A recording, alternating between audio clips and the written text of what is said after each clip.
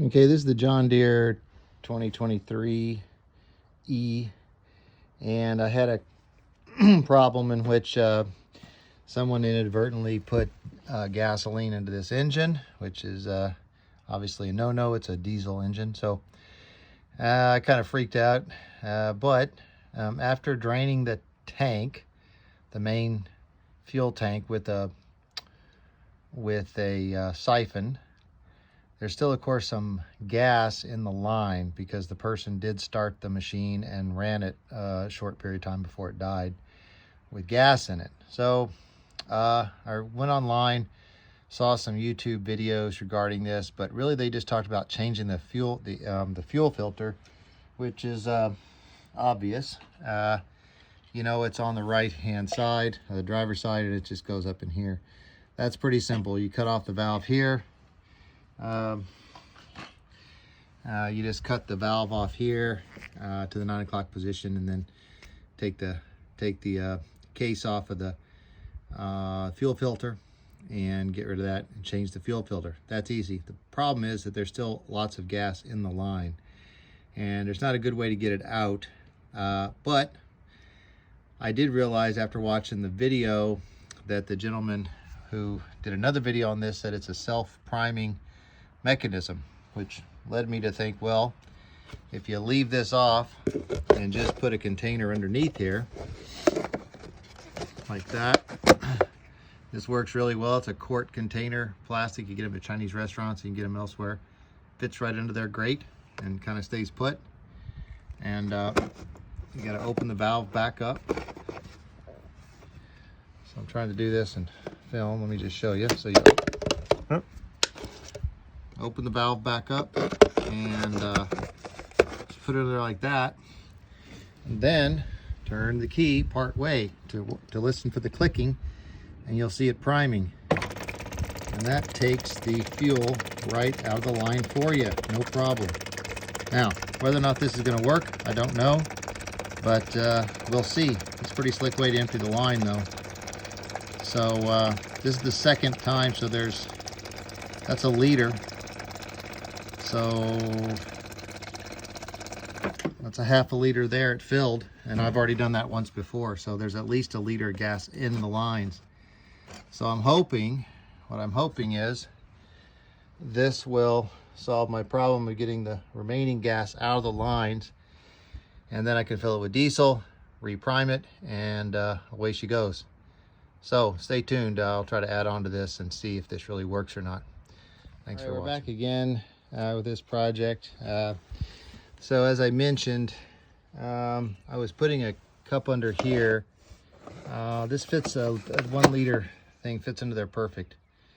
And you just open the valve and you turn the key part way and you'll hear the clicking, and that's the primer, the priming mechanism. And it took, even though I had siphoned as much fuel out of the main tank as I could, it still had at least 4 liters in the bottom of the tank that I couldn't get siphoned out and in the lines. So anyway, once that sputtered and it looked like I could get no more out, I turned the valve back off.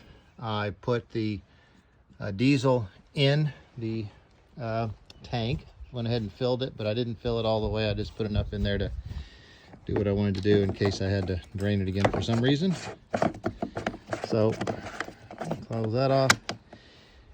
All right, so I think what I'm gonna do, rather than trying to start it right now with the fuel, after I put the fuel filter on, I'm gonna go ahead and do that priming idea one more time.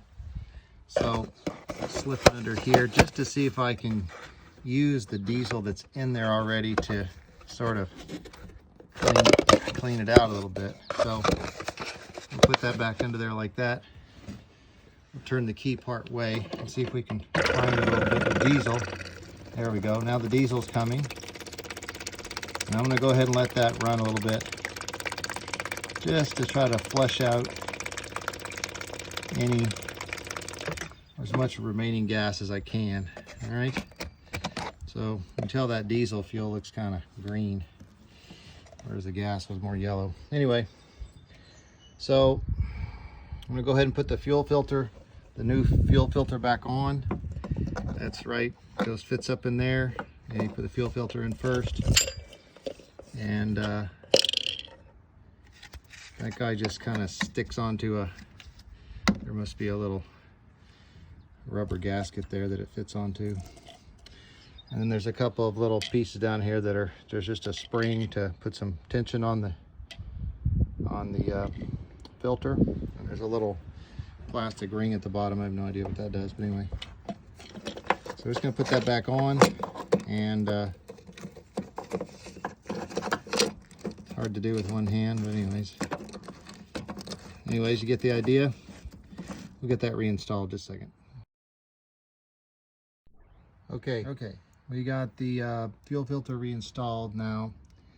To be honest, you need channel locks. I used open large pliers, and they really weren't big enough, but anyway, I think I got it on there tight enough, as long as it doesn't leak. I think that's the main thing.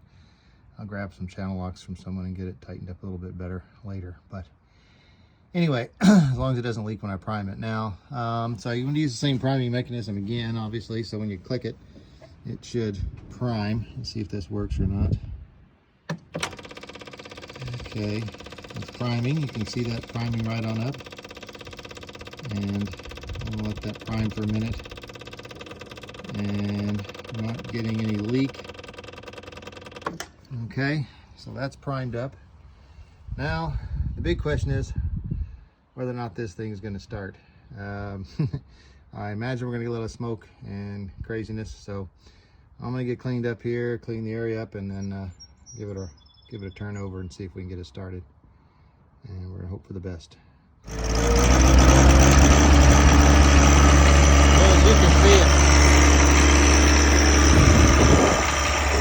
it did start. A little rough and smoky at the beginning, but